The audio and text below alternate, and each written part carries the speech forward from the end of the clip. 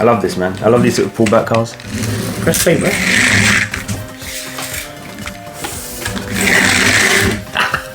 Just big kids up in here today, innit? Like this, man. Bro, you need to break it. Go. Oh, yeah, I don't know. This is not gonna work. This is not gonna work. He's not gonna make it. Told you, he's not making it. See now. Right. See. Yeah. Podcast, man. We're live. Yeah. Hey guys, welcome to episode 7 of the SRG. Please excuse us. I've lost my train of thought. You know what I'm saying? Episode 7, lost train of thought.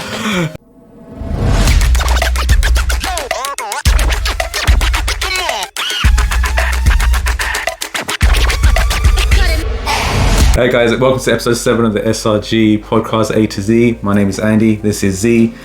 Got our good friend Ryan here, and as you can see, Z is playing with a Mario Kart. To me, you're Mario. Oh, but no more Z.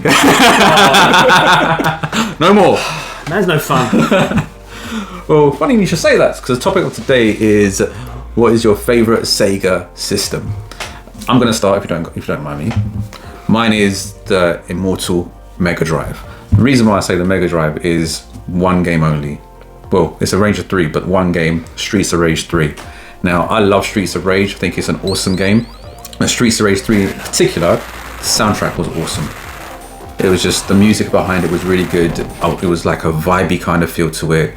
And yeah, I just really liked it. Really liked it. Better than Streets of Rage 4 that came out. I don't really want to count Streets of Rage 4 because I'm talking about when I played it on the MegaDrive. Okay. Yeah. With the 3-button controller. Yeah. Okay. Alright. And Axel was always my guy, but I liked playing the big strong guy. I can't remember his name. I was never a Blaze fan, weirdly. I was a Blaze fan. Yeah. I never used it to play the game, but I was a Blaze fan. That's a whole other podcast that we're not going to get into. We're PG. We'll leave it there. Leave it there. But yeah, Axel was my guy. And yeah, the Streets of Rage 4 on the Switch that we play is awesome.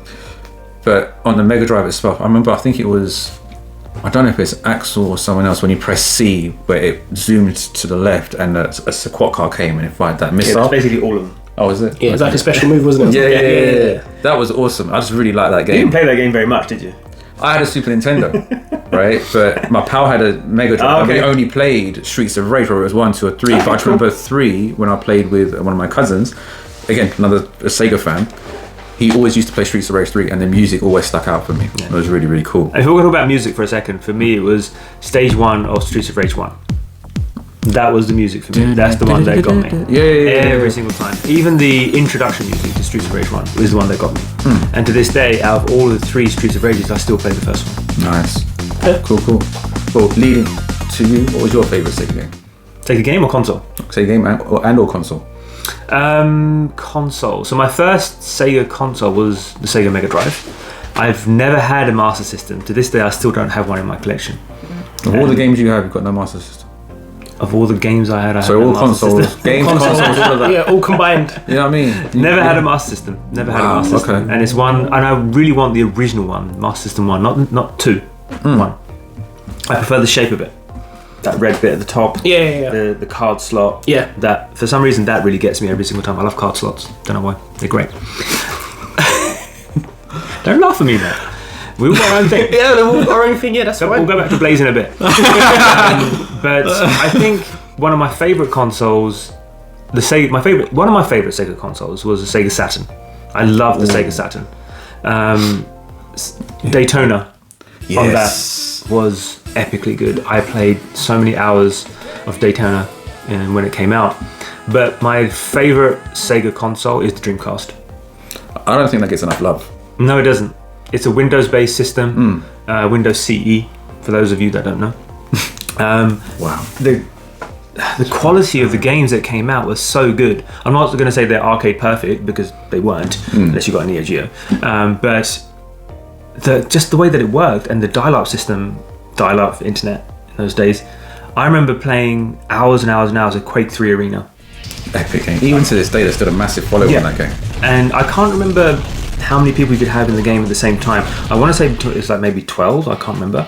But it was a mass person shoot 'em up, all against all, I think you could do teams, and you could do the capture the flag stuff. But for us, it was always just go after each other, and that was it. And it was just Quake 3 Arena, dial up internet, didn't even need broadband.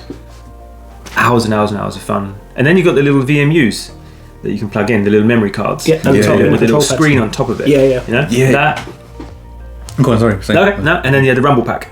So you had that sort of feedback experience. It was just everything about the Dreamcast. I just loved it. And it was CD based, so they were a little bit cheaper than cartridges. Yeah. And A lot. the step up, a hell of a lot. The step up from cartridge world to that was amazingly good.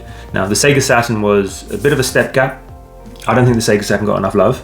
Okay. But it's still a very, very, very good machine, and there's some fantastic games on that. And it's one of the consoles that me and my brother Cam, we both love the Sega Saturn.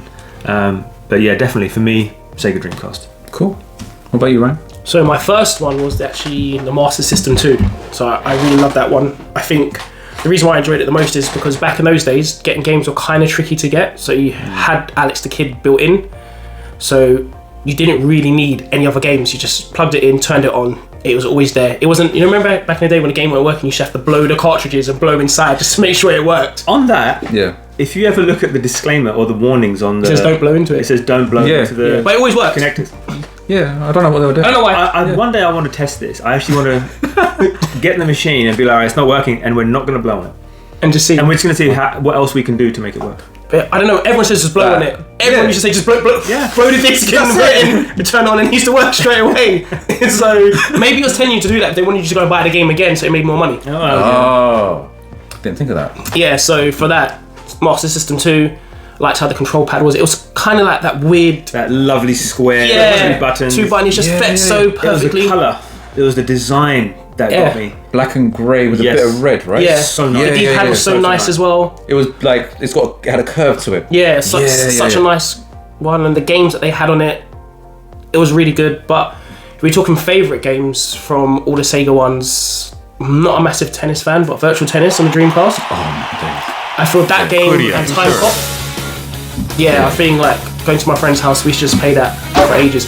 It's a bit bad because you start to realise that it's a two-player game and and there's more of you, and there's like 5 other guys just waiting to play. You two just keep on playing it, and then you start remembering, oh, guy, alright, you can have a go next, and you're just like, just hurry up, just get off, just like it's my go again. So to me, that was like Street Fighter. Yeah. Someone who is always, you'd always have one guy who you could never beat in your group. And when it stays on, right? Yeah. Just hate that when it stays on. Yeah. Do you want to say it? Do you want me to say it? What's that? So, we're going to go over to Z.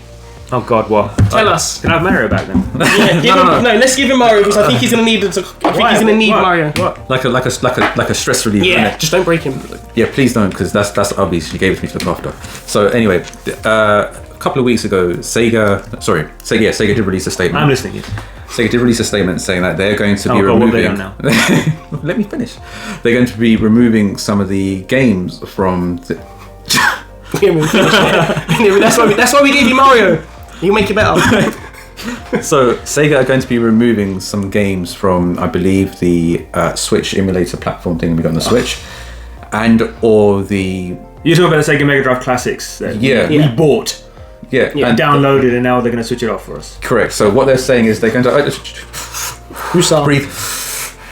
breathe. It's a great movie, Bad Boys. You want to do the Bad Boys things, like the scene, the Reggie scene. No, okay. Just this should. Go on, Karen. Tell me what's going on. So what they're going to be doing, what Sega want to do, is remove some of the games from the catalogue, from the. Which game. ones are they removing?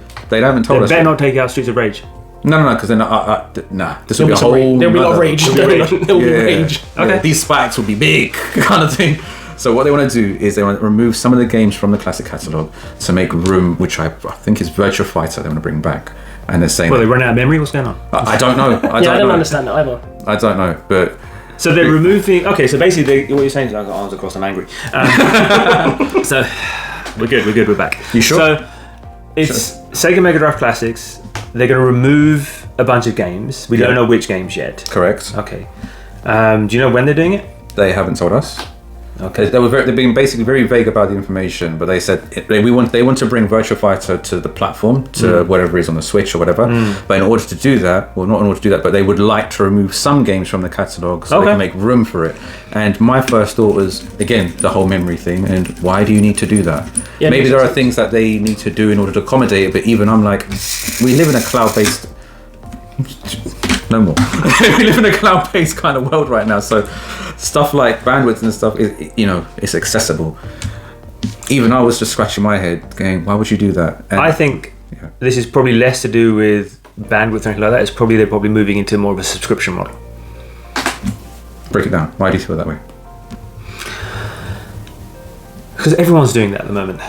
Everything that you want to do. So, for example, if you want to play Nintendo NES, Game Boy, Super Nintendo, N64 on your Switch, what have you got to do? Subscribe. Pay for a subscription. Monthly?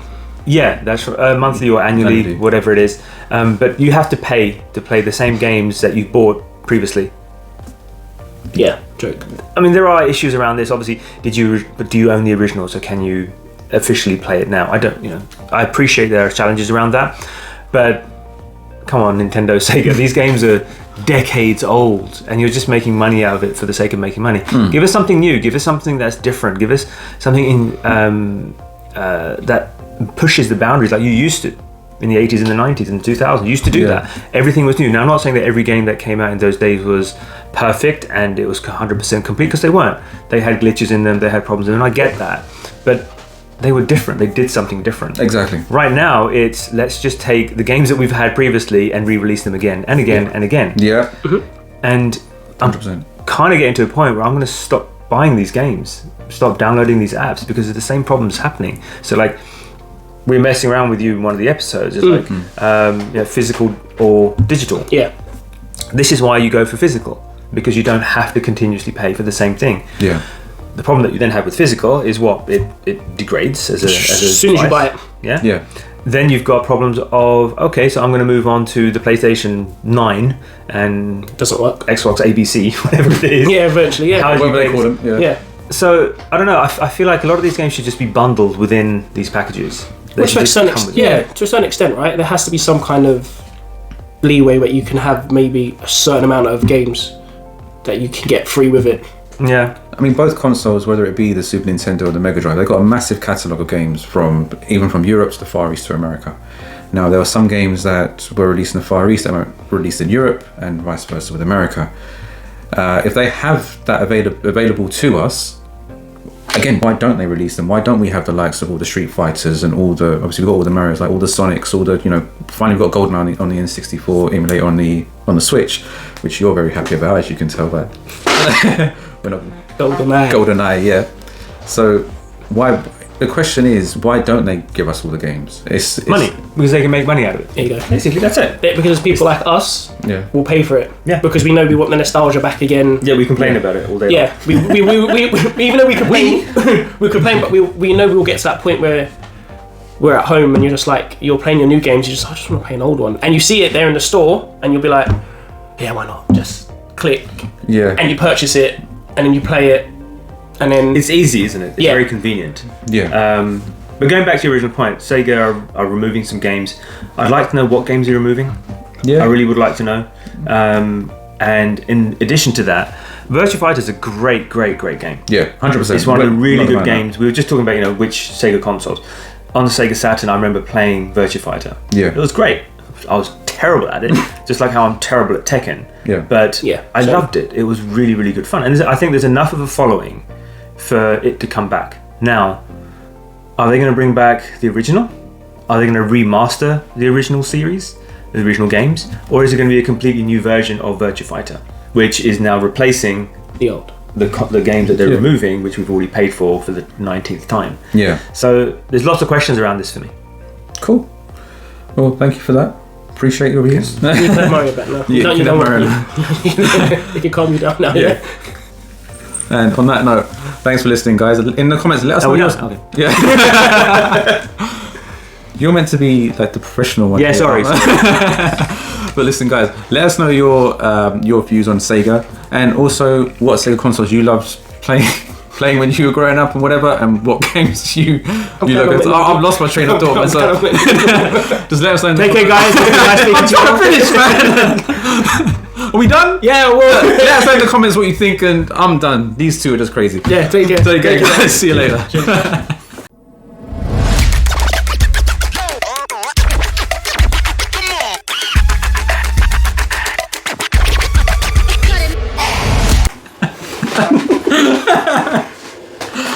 Both of you in the naughty corner.